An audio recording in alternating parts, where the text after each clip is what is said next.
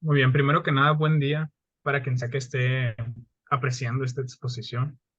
En este caso somos alumnos de séptimo semestre del grupo 7 de la licenciatura en Médico General de nuestra Universidad Autónoma de Sinaloa, que forma parte de la Facultad de Medicina. En este caso venimos por parte de la materia de geriatría, encargada de la docente, la doctora Claudia Karina Millán Otero. En esta ponencia vamos a hablar sobre la incontinencia urinaria, que forma parte de los grandes síndromes geriátricos. La ponencia como tal estará a cargo de mis compañeros y amigos Arellano Acosta Randijaciel, Valdés Quintero Oscar José y su servidor Valenzuela Félix Samuel Octavio. Aquí, en esta primera diapositiva, solamente mencionamos el contenido. En primera instancia,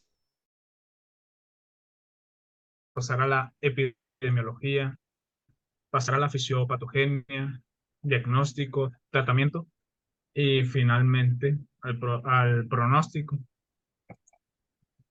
Primero que nada, iniciamos con una breve introducción, en donde tenemos que la continencia urinaria como tal se considera una función básica que, independientemente del estado de salud o de la edad de la persona, es una función que se debe de encontrar íntegra. Así que la pérdida de dicha función se debe interpretar como un síntoma de una disfunción que puede estar asociado ya en el tracto urinario inferior o de algún otro sistema que se encarga del mantenimiento de la continencia urinaria. Y aquí, en el Tratado de Geriatría para Residentes, el manual del cual viene esta tablita que nos menciona los requisitos para el mantenimiento de la continencia urinaria, pues nos habla de 6 diferentes puntos. Nos dice inicialmente que debe de haber tanto un almacenamiento como un vaciamiento adecuado del tracto urinario inferior. Debe de haber una motivación suficiente para ser continente. Debe tener la persona la capacidad cognitiva para poder percibir el deseo miccional, o sea, que le den esas ganas de ir al baño y diga, oh, tengo ganas de ir al baño y poder desplazarse hacia el baño en este caso. Y los otros 2 puntos nos habla precisamente de esto que estoy mencionando. Nos habla sobre la movilidad y destreza suficiente para alcanzar el retrete y que no haya alguna limitación, alguna barrera ambiental que limite el acceso, en este caso, pues, al sanitario. También opté por agregar aquí pequeños datos que se van a mencionar igual más adelante en el apartado de epidemiología, en donde nos dice que la prevalencia es en adultos mayores y que aunque afecta a ambos sexos, se dice que tiene una pequeña predilección en el género, en el sexo femenino, en donde se relaciona ya por cuestiones de menopausia, por ejemplo, y en el hombre por la próstata, por hiperplasia prostática benigna. Otro dato es que tenemos que entre el envejecimiento de la población, entre mayor envejecimiento de la población, perdón, pues habrá una mayor relevancia de este padecimiento. Un aumento en la esperanza de vida, pues solamente condicionaría aunque se presente más probabilidad de que una persona tenga incontinencia urinaria. Y pues también se nos menciona que tiene una patogenia compleja y multifactorial, y de ahí viene la relevancia de conocer sus aspectos fisiopatológicos que se van a hablar más adelante. Sabiendo esto, pues iniciamos con una definición ahora sí como tal, en donde primero hay que mencionar que la incontinencia urinaria es parte de los grandes síndromes geriátricos, constituyendo una causa de incapacidad y que también afecta en la calidad de vida de las personas que la padecen. Aquí tenemos una definición brindada por la Sociedad Internacional de Continencia, que llegó a un acuerdo sencillo, ya que antes se tenía una definición un poco más rebuscada, y llegaron a este concepto de que incontinencia urinaria va a ser cualquier escape de orina que le provoque alguna molestia al paciente. Luego, aquí hablamos sobre repercusiones de la incontinencia urinaria, en donde nos dice que genera ya sea repercusiones múltiples y variadas que afecta a distintas áreas del paciente, ya sea el área física, psicológica, el área social, económica. Igual ahorita va a salir aquí un cuadrito para hablarles sobre ellas.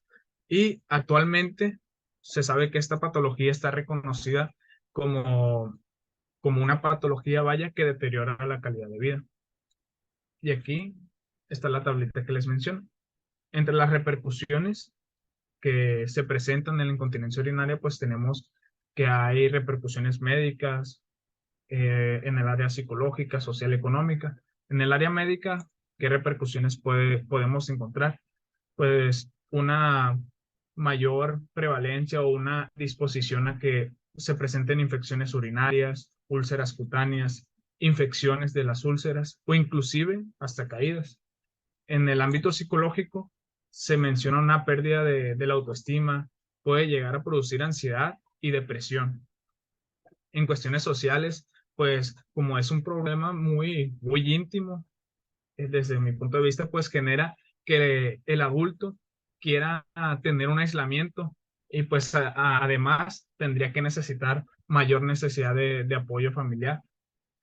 También mayor cantidad de recursos sociosanitarios, mayor riesgo de que sea internado en alguna institución. Y por cuestiones económicas, pues ya sería por el elevado coste de las medidas diagnósticas y terapéuticas, así como de las posibles complicaciones que podría presentar. Teniendo esto como definición, pues ya nos pasamos al apartado de epidemiología, en el que tenemos que en sí no es fácil establecer un valor con exactitud. Sin embargo, se considera una prevalencia mundial que oscila aproximadamente en 55% de adultos mayores de 65 años. En nuestro país se oscila un porcentaje que va desde los 13,6 a los 48% en adultos mayores de 65 años. Ya se mencionó que afecta a ambos sexos, sin embargo, tiene una ligera inclinación a lo que viene siendo el género femenino.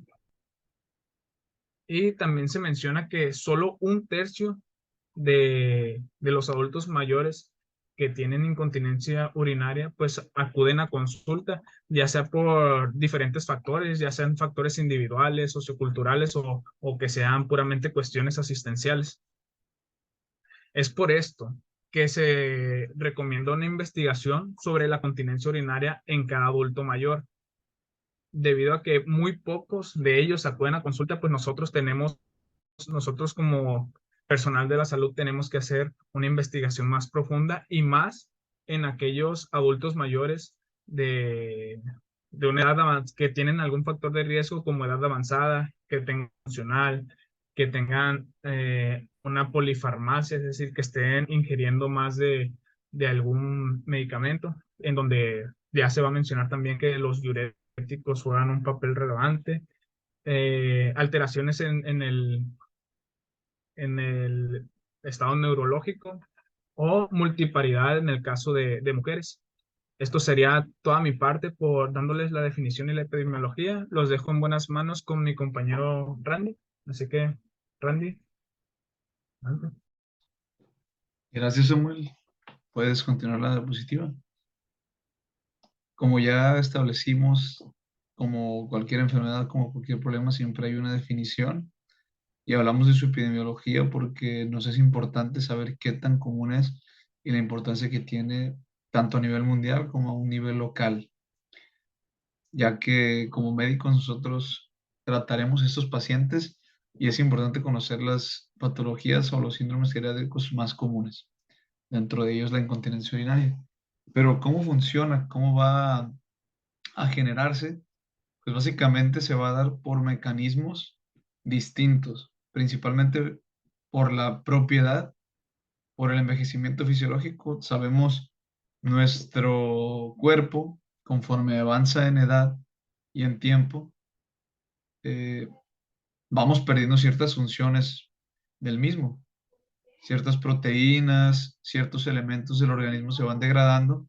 Incluso las divisiones celulares ya no son tan comunes y disminuyen y eso genera un daño, más bien alteraciones negativas en en los diferentes órganos.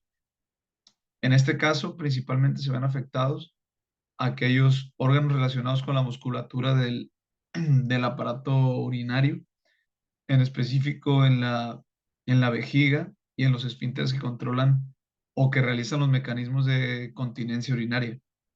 También la pluripatología que presentan los adultos mayores o personas en edades avanzadas son también altamente tratadas, y esos mismos medicamentos generan cambios fisiológicos en el cuerpo que van a generar después una incontinencia urinaria, es decir, una incontinencia urinaria iatrogénica o generada por el médico a través del uso excesivo de medicamentos. Y no solo medicamentos, también por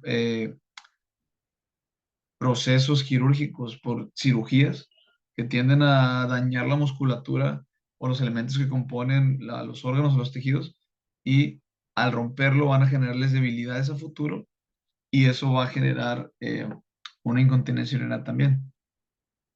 Vamos a ver también más adelante que parte de estos factores que van a generar la fisiopatología, el deterioro cognitivo y físico no son la excepción, ya que el deterioro cognitivo permite o le genera al paciente un daño a nivel de su sistema nervioso que no le va a permitir interpretar cuándo es que debe orinar, o más bien, cuándo es que debe de controlar esos mecanismos. Es decir, en nuestra etapa, en nuestra juventud, incluso desde un poquito más avanzadas que nosotros, incluso desde niños no aprendemos, comenzamos a decir, hoy quiero ir al baño o tengo ganas de hacer del baño, pero sabemos la situación en donde estoy, es decir, estoy en una clase, estoy en la clase de geriatría, no puedo ir al baño porque quiero poner atención, entonces voy a retener un poco la orina, y ya que se acabe la clase voy a ir a, a miccionar. En este caso, llega en una etapa en la que el deterioro cognitivo es tan grande que los pacientes no interpretan ni dicen, no estoy en una clase, no voy a ir al baño, y ellos simplemente sienten las ganas de orinar y se orinan. O en ocasiones ni siquiera sienten ese deseo de orinar y ya están orinándose por mecanismos de aumento de la presión intraabdominal o por la incontinencia de la vejiga. Como les decía, la pluripatología va a desencadenar también mecanismos de incontinencia urinaria, pero esto determinado por la polifarmacia, es decir, una eh, incontinencia urinaria iatrogénica. Diversos medicamentos van a generar esa incontinencia. Dale a la que sigue, por favor. En estas tablas vamos a encontrar los mecanismos que nos van a condicionar lo que ya mencionábamos anteriormente. Aquellas condiciones neurológicas y psiquiátricas que van a precipitar o que van a generar la incontinencia urinaria en los adultos mayores son estas principalmente. Un EBC o la enfermedad vascular cerebral o el accidente cerebrovascular van a generar un daño neurológico que nos va a desencadenar una incontinencia urinaria. Enfermedades degenerativas, crónico-degenerativas, que dañan parte del encéfalo, como lo son Parkinson, como lo son la enfermedad de Alzheimer, y microinfartos, que podríamos considerarlos como EBC también, pero aquí los toman como una patología diferente. Entonces, ambas tienen relación con la incontinencia urinaria de urgencia, que ya veremos más adelante cómo se desenvuelve cada una de estas clasificaciones, pero entre las dos van a generar uno, daño en la movilidad y las funciones de las etapas avanzadas, y también eh, en el caso de lo que es la demencia, la enfermedad de Alzheimer y esas, nos van a generar ese deterioro cognitivo y una apraxia que va a interferir con la capacidad del paciente para poder llegar al baño. Otros mecanismos también van a ser la depresión, que prácticamente los pacientes simplemente no van a tener el deseo, las ganas, las fuerzas para poder ir al baño, y van a realizar sus necesidades en donde se encuentra. Parte de los fisiopatología que mencionábamos, las comorbilidades. La pluripatología en estos pacientes es muy importante. Dentro de estas patologías, trastornos endocrinológicos, perdón, como lo son la diabetes mellitus y los trastornos articulares son de las principales alteraciones que van a generar o van a exacerbar la incontinencia urinaria. Y pues si hablamos de otras alteraciones, las alteraciones cardíacas como la insuficiencia cardíaca y una alteración de los riñones y de la musculatura de la vejiga también van a desencadenar. Podríamos durar mucho tiempo hablando de todas estas tablas, estas comorbilidades y estas condiciones, pero también una de las más importantes son aquellas que son generadas después de una cirugía, principalmente las cirugías de próstata, como en el caso de pacientes que tienen antecedentes de cirugía prostática, una prostectomía, que, por ejemplo, fueron diagnosticados con cáncer de próstata, era necesario que se les hiciera una cirugía. De manera eh, irónica, la cirugía se realizó o se diseñó para evitar la incontinencia urinaria, pero al ser mal realizada o al realizar una mala praxis de ella, va a desencadenar lo que quería prevenir, una incontinencia urinaria. Entonces, son datos importantes a tomar en cuenta. La que sigue, por favor, Sabi. Dentro de su división, de acuerdo a su fisiopatología, tenemos tres mecanismos de función. En el caso de la incontinencia de urgencia, que era la que mencionaba hace momento, hace rato, hablamos de la que es cuando se dan escapes de orina, pero son precedidos a una necesidad urgente de orinar. Es decir, el paciente tiene ganas de orinar y dice, "Ah, quiero orinar", pero no puede controlar sus esfínteres y se orina. En el caso de las incontinencias de esfuerzo, el paciente no siente que tenga ganas de orinar, sin embargo realiza maniobras o realiza algún movimiento que haga que la presión dentro del abdomen se aumente, esa presión aplaste parte de la vejiga y eso desencadene una respuesta de micción, es decir, quiero, más bien, orine, no que quiero orinar porque aquí no siente, simplemente aumenta la presión. Y existe una que es incontinencia mixta, donde ambas tienen relación y hablamos aquí de una vejiga hiperactiva, como hablamos en las diapositivas. La que sigue, por favor. Como toda patología, una vez que ya establecimos su nombre, cómo es y cómo trabaja, vamos a buscar la manera de cómo identificarlo y diagnosticarlo. Para esto necesitamos una clasificación. En el caso de las incontinencias urinarias, hablamos de de una clasificación por tiempo. Existe una incontinencia urinaria que es transitoria y una incontinencia urinaria establecida. Cuando hablamos de la incontinencia urinaria transitoria, también hablamos de la incontinencia urinaria aguda. Y estas siempre se presentan o duran menos de 4 semanas. Para eso utilizamos, o para diagnosticarla, utilizamos un acrónimo, siglas de DRIP o DIAPERS, en el cual se establecen los componentes para esta incontinencia urinaria. En el caso de utilizar DRIP, hablamos de D de delirio y también D de drogas en relación a fármacos. R de retención urinaria I de infección, inflamación, impactación o inmovilidad y P de poliuria o polifarmacia, que era lo que habíamos comentado antes. Esto, al unirlo, si el paciente tiene polifarmacia, orina demasiado, además ha tenido infecciones recurrentes, ha tenido inflamación o ha estado inmovilizado por mucho tiempo, se ha mantenido en cama, sumándole restricción del ambiente, es decir, no sale, y uso de drogas, fármacos y además tiene delirium, podríamos decir que el paciente, el adulto mayor, tiene una incontinencia urinaria de tipo aguda o transitoria, porque duró menos de 4 semanas y cuenta con este DRIP.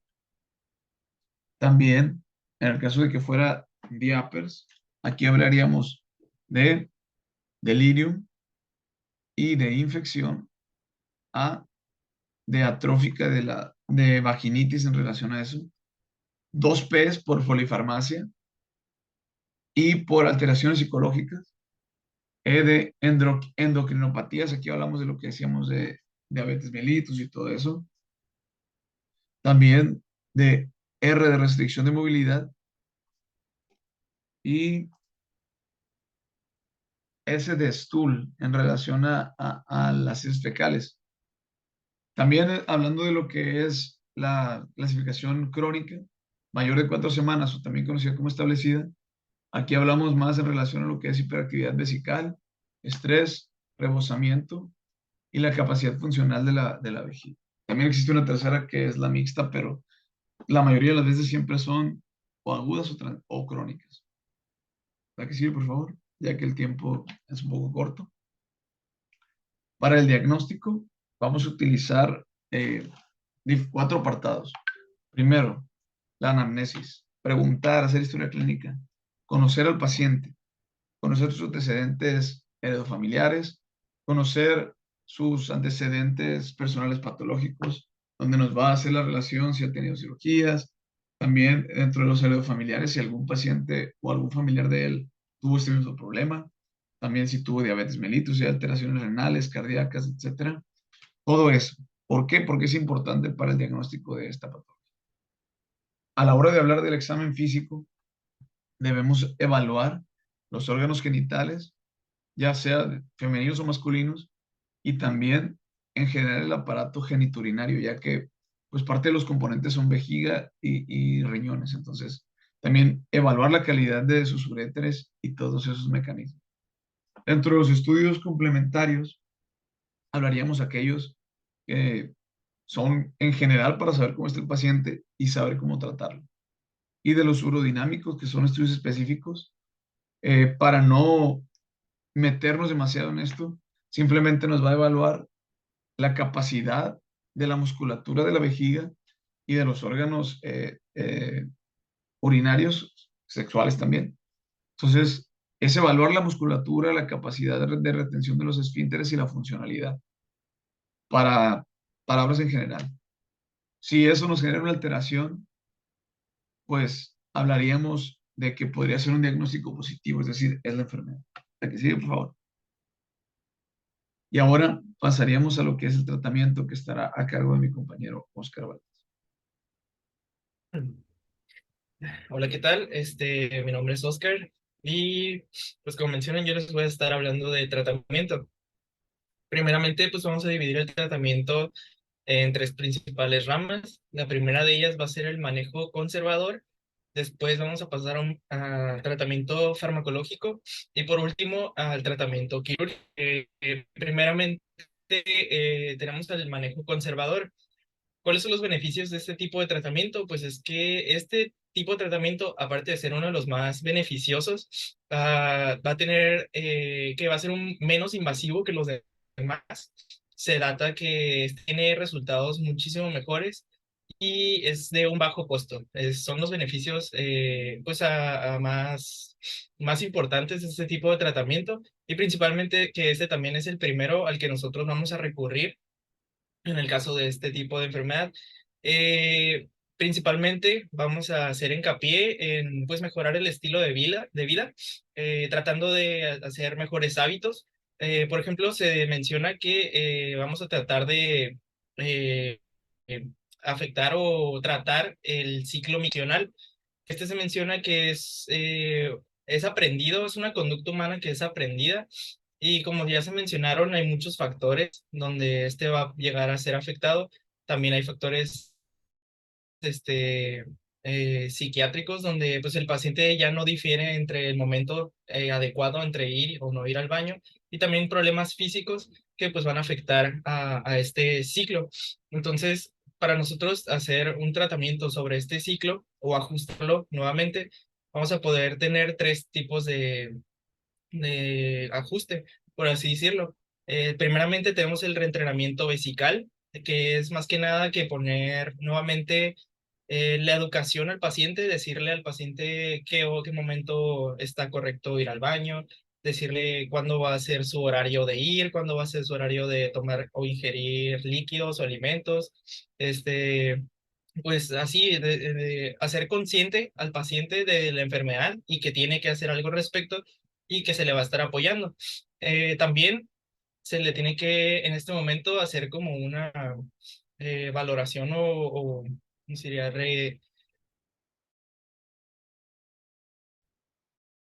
Decir al paciente, darle como una motivación o premio al paciente de que se está haciendo correctamente. En entrenamiento de hábitos tenemos que decir al paciente que cumpla o acate los horarios que se mencionaron anteriormente. Si se dijo que se va a tener una hora de comida o una hora de ir al baño, estar ahí con el paciente, o si nosotros somos los encargados en caso de que el paciente no pueda hacerlo por sí mismo, pues acatar esos horarios. Y la indicación de micción inmediata, que es que el paciente cuando tenga, pues que que éste pueda ir al baño en el momento o que avise que éste tiene que ir al baño. Como mencionaba, en el estilo de vida, los cambios que se tienen que hacer, pues la ingesta de agua, que no sea excesiva y que tampoco sea muy poca, que el paciente tenga una correcta ingesta de agua y evite el consumo de bebidas alcohólicas o también una dieta saludable, hacer ejercicio y también el correcto manejo de ciertas enfermedades eh, eh, o comorbilidades que el paciente. Se recomienda fisioterapia con biofeedback y ejercicios de meditación de piso pelviano. Y para la eficiencia de vaciado se recomienda la técnica de doble micción, que es cuando el paciente, una vez que vaya al baño, vuelva o intente hacer nuevamente del baño por una segunda vez ahí en el momento. ¿Puedes darle la siguiente, por favor? Bueno, pasando a terapia farmacológica, se menciona que hay fármacos que facilitan la fase de continencia a través de mejorar el tono esfinteriano, ya sea elevando su resistencia y o disminuir la contractilidad del detrusor, como se mencionaba antes, especialmente cuando es hiperactivo, y mencionar la capacidad vesical disminuyendo la sensibilidad vesical. Se mencionan algunos fármacos que, en especial los que son más utilizados, son los que mejoran la fase de continencia. Tenemos el flavoxato, los antimuscarínicos y algunos mixtos como la oxibutina o tolterodina, que son relajantes musculares con antimuscarínicos, antidepresivos como la imipramina y bloqueadores de canales de calcio. Tenemos que tener en cuenta que para esta edad los pacientes ya no tienen una absorción normal de los medicamentos, ya sea porque tienen algunas enfermedades acompañantes, por la misma edad, aunque se menciona que el tratamiento no difiere mucho de los pacientes jóvenes, tenemos que tener en cuenta que estos pacientes ya están en una edad avanzada y pueden estar acompañados de enfermedades que dificulten la absorción del medicamento. También tenemos la duloxetina para actuar a nivel de núcleo de ONUF y eso va a ocasionar un cierre esfinteriano. Y pues esta se ha utilizado para incontinencia de esfuerzo femenina y pues incompetencia esfinteriana intrínseca en ambos sexos. Y la desmopresina, se menciona que pues está utilizado o se ha recabado información de que tiene éxito en manejo de poliuria nocturna porque tiene un efecto antidiurético y tenemos que tener cuidado al utilizarlo también porque pues puede ocasionar hiponatremia o también no se tiene que utilizar en ancianos que tengan muchas enfermedades o muy frágiles que se mencionaba. Siguiente, por favor. El tratamiento quirúrgico, pues vamos a tener también diversas opciones. No se tiene que tener miedo al tratamiento quirúrgico. De hecho, se ha recabado información de que ha habido mucho éxito en cirugías en pacientes con más de 80 años de edad. Entonces, sí es una opción a tomar en cuenta, pero principalmente, obviamente, tenemos que acatar anteriormente las terapias anteriores. Entonces, sobre todo lo más importante, que es la primera, la conservadora. Si nosotros tenemos incontinencia de causa detrusora, el tratamiento de elección es la inyección de toxina botulínica en detrusor, implantes neuromoduladores a nivel del sacro. Si hay incontinencias por ineficacia de vaciado, pues vamos a hacer tratamientos que apunten a resolver factores objetivos. Si hay incontinencias por causa de tracto de salida, cintas o cabestrillos suburetrales de material sintético o bajo uretra media o anterior. Y en incontinencia de esfinteriana intrínseca, que sea de un origen diverso, vamos a poder utilizar un implante de esfínter artificial. Muy bien, entonces ya por último vamos a hablar sobre la conclusión. Pues como se mencionó anteriormente, esta es una enfermedad que es frecuente tanto en hombres como mujeres en edad avanzada. Ya se había hablado que esta es una enfermedad que es multifactorial y pues a su vez es compleja. Y para nosotros poder diagnosticar correctamente la enfermedad y decidir correctamente el tratamiento y cómo vamos a abordar, pues vamos a tener que hacer una historia clínica completa, a su vez con su examen físico y exámenes complementarios que nos ayuden a llegar a la conclusión o al diagnóstico correcto. Ya había mencionado que el tratamiento o los tratamientos antes mencionados no difieren mucho de la población que es más joven, sino que los pacientes que son adultos mayores van a estar acompañados de diversas enfermedades o a su vez, por la misma edad, algunos llegan a desarrollar problemas fisiológicos o psiquiátricos. Entonces, estos se tienen que valorar para poder darles un tratamiento correcto. Pero si el paciente lleva un estilo de vida adecuado y no presenta ninguna comorbilidad, entonces se le puede abordar como un paciente o como el tratamiento que se suele usar habitualmente. Como menciono, las comorbilidades son importantes, hay que identificarlas. Tenemos que también tener en cuenta, como mencionaban antes, la polifarmacia. Estos pacientes llegan a tener bajo varios tratamientos, entonces tenemos que nosotros catalogar, identificar los fármacos que están siendo utilizados, si estos, las causas de esta incontinencia, o si son los fármacos o los trastornos psiquiátricos. Entonces es muy importante nosotros llegar a identificar cualquiera de estos apartados. Y por último, tenemos que explotar al máximo el tratamiento conservador. Ya les decía yo que el tratamiento conservador, aparte de que va a ser el primero que nosotros vamos a utilizar, es el tratamiento menos invasivo, con mejor costo. Y entonces, pues este es el tratamiento de elección o el primero que vamos a utilizar para los pacientes para, pues no hacerle o atiborrarlo con más medicamentos de lo que ya suelen estar. Y pues eso sería todo por nuestra parte. Mm, no sé si quisieran agregar por último algún compañero. Si no, pues entonces sería todo por nuestra parte. Ahí están las referencias y muchas gracias.